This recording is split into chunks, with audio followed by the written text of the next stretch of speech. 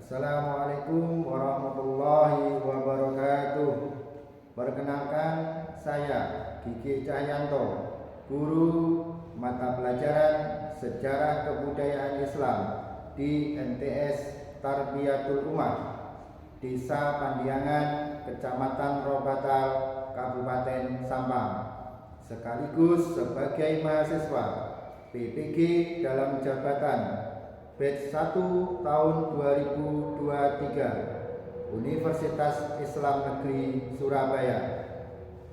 Kali ini saya akan melakukan praktek pembelajaran dengan pokok bahasan strategi dakwah Rasulullah SAW di Madinah pada kelas 7 MTS Tarbiyatul Ummah Desa Pandiangan, Robatal, Sampang. Untuk lebih jelasnya, mari kita simak video berikut ini. Wassalamualaikum warahmatullahi wabarakatuh. Assalamualaikum warahmatullahi wabarakatuh. Waalaikumsalam warahmatullahi wabarakatuh. Bagaimana kabarnya hari ini anak-anak? Alhamdulillah, luar biasa. Allahu Akbar. Alhamdulillah. Hari ini kita bisa ketemu lagi dalam pembelajaran sejarah kebudayaan Islam. Khususnya kita hari ini akan membahas tentang apa? Strategi dakwah di Madinah. Yang kemarin kita di Mekah, sekarang kita bahas yang di Madinah. Sebelum pembelajaran kita mulai, kita berdoa dulu. Nanti akan dipimpin oleh ketua kelasnya. Siapa ketua kelasnya? Ya, silakan Rahmah untuk memimpin doanya. Duduk yang rapi. Berdoa mulai. Bismillahirrahmanirrahim. Raditu billahi rabban wa bil islami dinan wa bi Muhammadin nabiyyan wa rasulan. Rabbi zidna ilma warzuqna fahma. Amin ya rabbal alamin. Amin. Selanjutnya Bapak akan mengecek kehadiran dan Bapak absen siswa yang hadir pada hari ini. Fitri Ramadhani hadir. Budi Alfarisi hadir. Khairuddin hadir. Maisarah, Majuri, Maulidia, Muhammad Lutfi, Muhammad Zainul Arifin, Muhammad Sirajuddin, Pak Uid, Fitria, Rahmatun Nisa, Ulfa Anita Putri, dan Siti Mutaharah. Ya, hadir semua ya? Ya. Ya, alhamdulillah hari ini bisa hadir semua sehingga kita bisa belajar dengan kondisi siswa yang lengkap. Nah, anak-anakku, sebelum kita pelajari di bab hari ini, saya ingin bertanya dulu terkait dengan pelajaran yang sudah kita pelajari yang tempo lalu. Nah, kira-kira siapa yang tahu arti dari dakwah?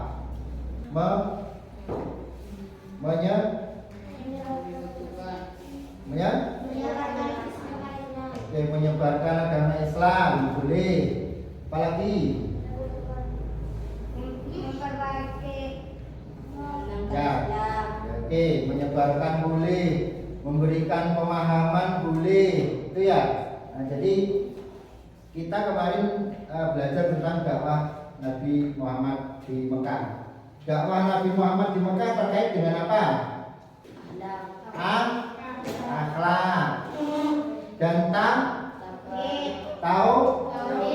Itu. Jadi dakwah Nabi Muhammad di Mekah itu terkait dengan ketauhidan, kemudian masalah akidah dan akhlak.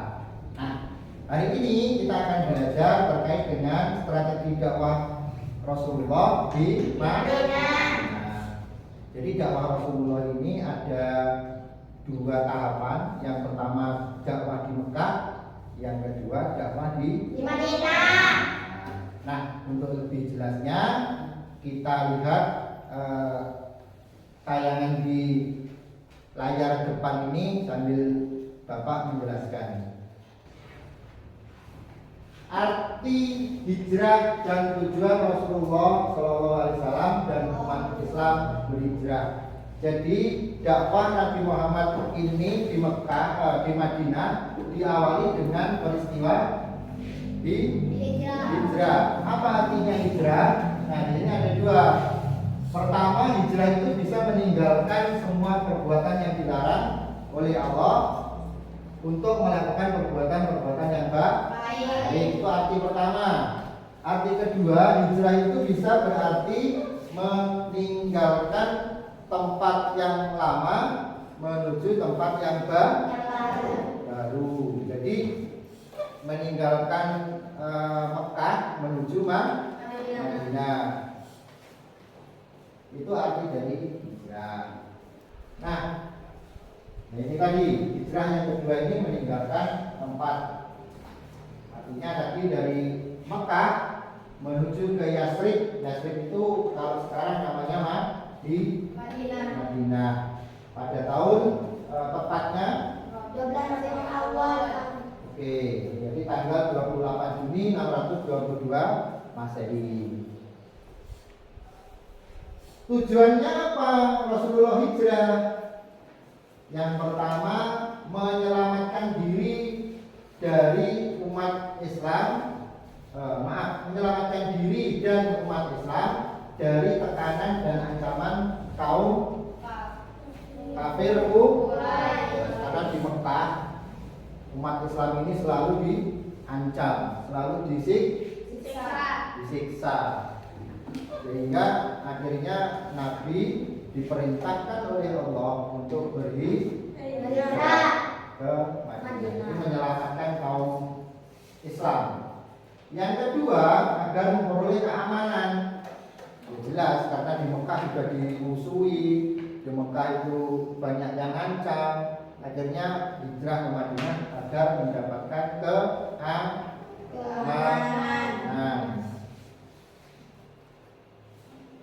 Yang ini sekarang dakwah Rasulullah periode Madinah. Tadi sudah kita singgung bahwa dakwah Rasulullah ini ke Madinah merupakan perintah dari Allah yang tujuannya untuk menyelamatkan umat Islam.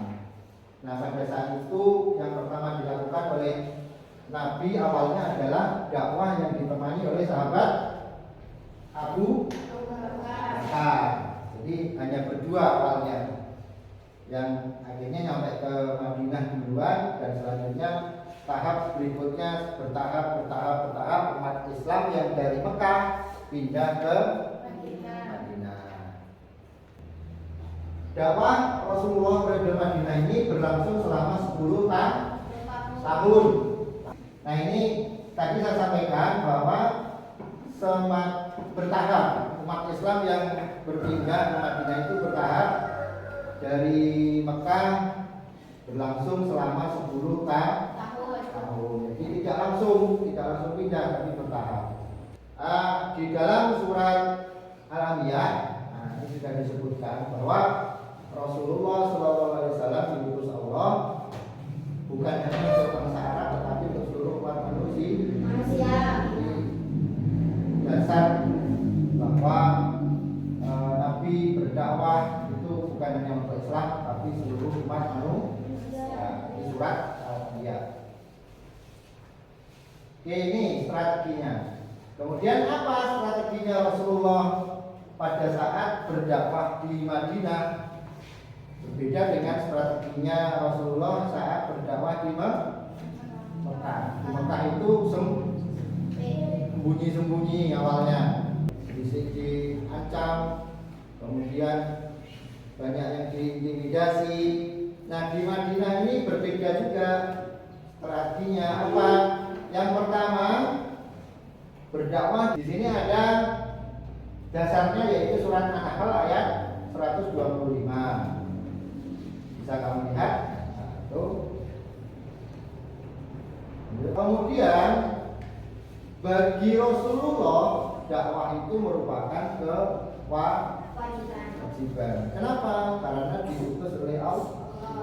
Disuruh Rasulullah itu berdakwah disuruh, yang menyuruh langsung Allah, sehingga hukumnya menjadi wajib bagi Rasulullah dan umatnya. Jadi kalau yang mengaku umatnya Rasulullah, dakwah itu hukumnya wajib. Yang keempat, dakwah itu harus dilandasi dengan niat ikhlas karena Allah. Usaha Rasulullah untuk berdakwah di Madinah itu yang pertama dengan cara mendirikan masjid.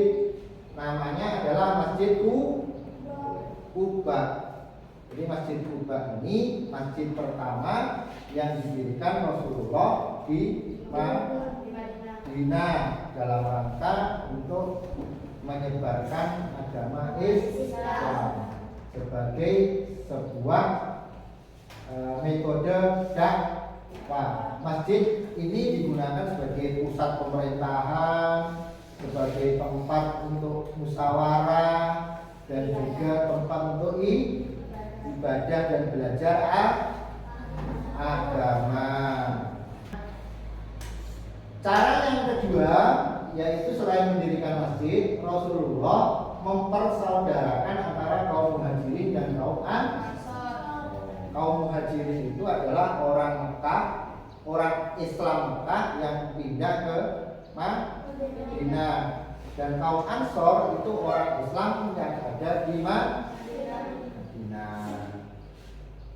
Jadi itu mempersaudarakannya, jadi mempersaudarakan antara orang Islam yang dari Mekah ke Madinah dengan orang Islam yang di Madinah. Bagaimana caranya mempersaudarakan? Bisa melalui pernikahan, bisa. Kemudian saling menganggap saudara. Jadi satu sama lain itu tidak berbeda antaranya, yaitu orang Islam yang dari Mekah dengan orang Islam yang ada di Madinah itu sama-sama saudara, yaitu saudara Muslim. Kemudian selain ketiga, yaitu cara yang ketiga yaitu membangun budaya baca dan mencintai ilmu. Nah, jadi masyarakat yang belum paham agama belajar dengan Rasulullah dan sahabat-sahabat terkait dengan agama di masjid tadi yang didirikan. Yang berikutnya membangun masyarakat yang madani, pemerintahan yang adil dan sejahtera. 5. Meletakkan dasar-dasar politik, ekonomi, sosial yang demi terwujudnya masyarakat madani. Jadi mulai dari politik, ekonomi, sosial ini semuanya diajarkan oleh Rasulullah sehingga menjadikan masyarakat yang madani. Yang keempat, akhirnya di situ timbullah Piagam Madinah. Apa itu Piagam Madinah? Piagam Madinah itu adalah sebuah perjanjian yang disusun oleh Rasulullah yang mana mengikat seluruh umat atau seluruh masyarakat Madinah, baik itu Islam, baik itu non-Islam, baik itu kaum Yahudi yang ada di situ, untuk sama-sama bisa bekerja sama di dalam membangun Madinah, kecuali urusan agama. Kalau urusan agama tidak boleh. Tapi selain agama, sosial, politik itu semua masyarakat bisa bekerja sama, meskipun lain agama. Oke, ini, nah baik. Jadi selesai untuk materi. materi tadi terkait dengan strategi Rasulullah dalam dakwahnya di periode Madinah. Di buku kalian juga ada. Setelah ini akan kita bentuk kelompok untuk kita berdiskusi terkait dengan materi yang sudah kita bahas barusan. Nah, untuk berdiskusi membentuk kelompok berhitung 1, 2, 3. Nanti yang satu ikut kelompok 1, yang 2 ikut kelompok 2, yang 3 ikut kelompok 3. Kita mulai dari sini, terus terakhir nanti di sirot ya. Berhitung.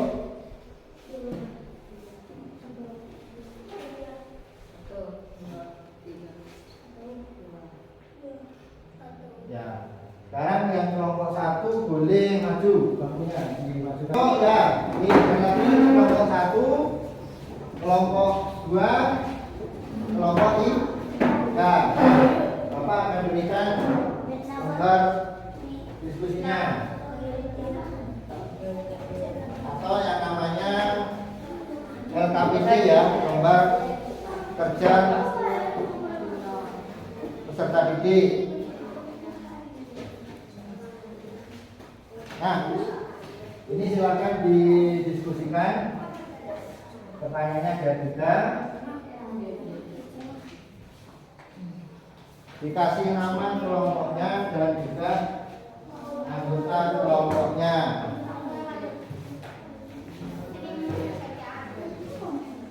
Silakan, waktunya berapa menit?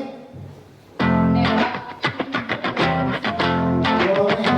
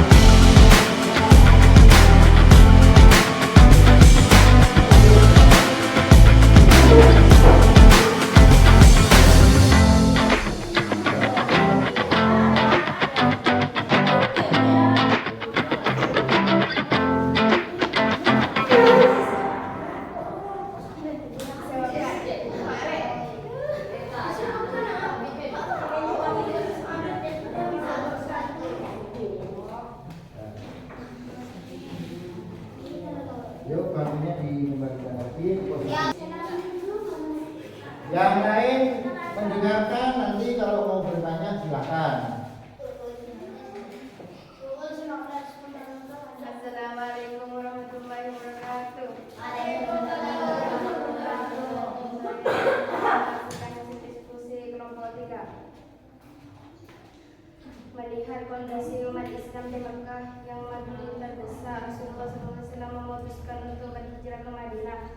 Keputusan Rasulullah SAW memilih Madinah sebagai tujuan hijrah tidak lepas dari adanya peristiwa perjanjian Aqabah. Masyarakat Madinah memiliki sikap yang ramah. Agama yang dianut oleh masyarakat Madinah sebelum Islam masuk adalah Yahudi dan Nasrani. Kedatangan Rasulullah SAW di Madinah pada 12 Rabiul Awal pertama hijrah merupakan awal dimulainya dakwah dalam perjalanannya ajaran Islam yang disebutkan. Assalamualaikum warahmatullahi wabarakatuh. Dulu, adakah kelompok yang lain yang bertanya? Tidak ada. Ada. Kalau tidak ada, kita berikan tepuk tangan untuk kelompok 3. Berikutnya kelompok 1 atau kelompok 2? Kelompok 1. Nah, yang lain mendengarkan dan seperti biasa nanti boleh bertanya.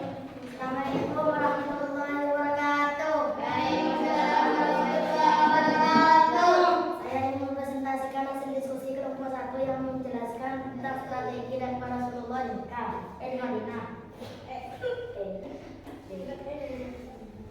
Satu, masyarakat Madinah memiliki sikap yang ramah. Rasulullah SAW memiliki hubungan kerabat dengan salah satu suku di Madinah, yaitu suku Khazraj. Tentang Madinah sangat strategis untuk pembangunan Islam. Masyarakat Muslim memiliki pengalaman dalam berperang. Penduduk Madinah memiliki langsung kepada Rasulullah SAW untuk menegakkan agama Islam. Dua, mayoritas penduduk Madinah merupakan para pendatang yang bermukim di wilayah tersebut. Mereka terdiri dari dua kelompok besar, yaitu Arab dan Yahudi. Bangsa Arab bermigrasi dari wilayah selatan, sedangkan bangsa Yahudi datang dari wilayah utara. Di antara dua kelompok tersebut, bangsa Arab lebih mendominasi wilayah Madinah. Tiga, apa saja strategi dakwah di Madinah? Membangun masjid, mempersaudarakan kaum muslimin, menghadiri dalam kaum Ansor, membuat kesepakatan antara muslim dan non-muslim. Assalamualaikum warahmatullahi wabarakatuh. Waalaikumsalam warahmatullahi wabarakatuh. Tepuk tangan untuk kelompok 1 dulu. Tepuk tangan dulu. Ada yang mau bertanya? Nomor 3, apa yang ditanyakan? Nomor 3 dibacakan lagi. Nomor 3 dibacakan lagi. Ya, didengarkan. Nomor 3 dibacakan lagi. Apa strategi? Membangun masjid, mempersaudarakan kaum muslimin, menghadiri kunjungan kaum Ansor, membuat kesepakatan antara muslim dan non-muslim. Nah, itu ya. Jadi strateginya yang pertama membangun masjid, yang kedua mempersaudarakan kaum muslimin di Mekah dan Madinah, yang ketiga membuat kesepakatan antara muslim dan non-muslim. Ya boleh, non-Islam. Ya, kelompok 1 sudah, kelompok terakhir, kelompok 2 sudah kita diskusikan bersama. Jadi strategi dakwah Rasulullah ini ada beberapa yang dilakukan oleh Rasulullah. Yang pertama yaitu membangun masjid sebagai pusat ibadah, sebagai pusat politik, sebagai pusat musyawarah sosial dan yang lain. Yang kedua mempersaudarakan kaum muslim, yaitu kaum muhajirin dan kaum ansor. Yang ketiga yaitu membuat kesepakatan antara kaum muslimin dan kaum non muslimin yang ada di Madinah. Nah, adakah yang mau ditanyakan terkait strategi dakwahnya Rasulullah di Madinah? Ya. Nah, kalau tidak ada, sekarang tugas akhir soal masing-masing secara pribadi, bukan kelompok lagi, ya, nanti dikerjakan, kemudian langsung dikumpulkan.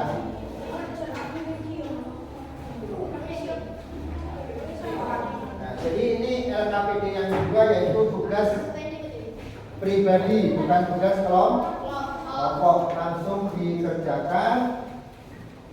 Ditutisi namanya. Waktunya cukup 10 menit saja.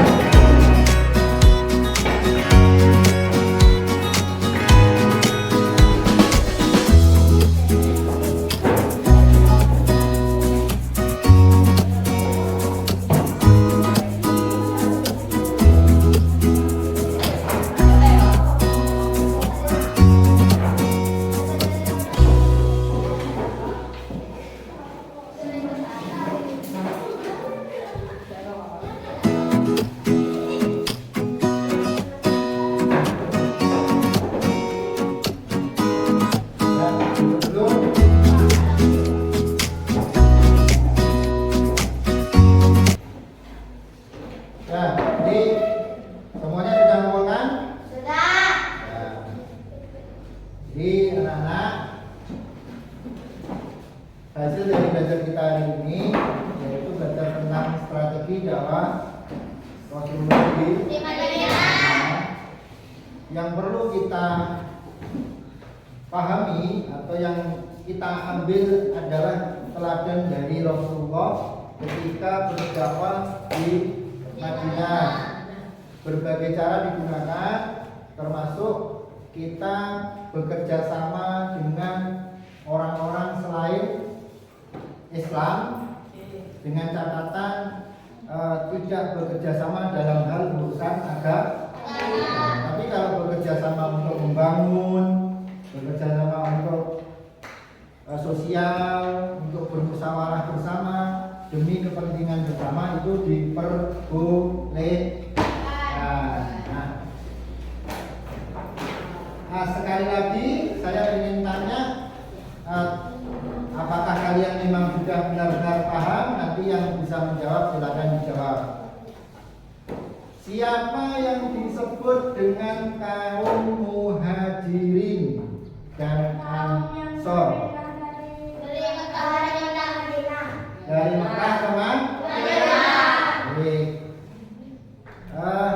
Apa usaha Rasulullah dalam berdakwah di Madinah? Apa kira-kira yang dilakukan Rasulullah saat berdakwah di Madinah apa? Membuat masjid. Apa? Satu? Dagangan. Apa? Ya iya, untuk mengembangkan Islam di Madinah apa yang dilakukan Rasulullah? Membangun masjid. Mempersaudarakan kaum muslim. Apalagi? Membuat kesepakatan dengan kaum selain muslim, yaitu yang disebut dengan piagam Madinah. Nah, baik anak-anakku, pelajaran hari ini bisa kita cukupkan. Kalian pelajari lagi materi-materi tadi yang sudah diajarkan, dibuka lagi, dibaca lagi di rumah ya. Ya, dibaca-baca lagi ya. Dipelajari kembali dan kita akan lanjutkan pelajaran untuk minggu yang akan datang dengan pembahasan yang berbeda lagi. Sebelum kita akhiri, maka kita tutup dengan doa yang akan dipimpin oleh ketua kelasnya. Silakan ketua kelasnya untuk memimpin doa. Duduk yang rapi. Berdoa mulai.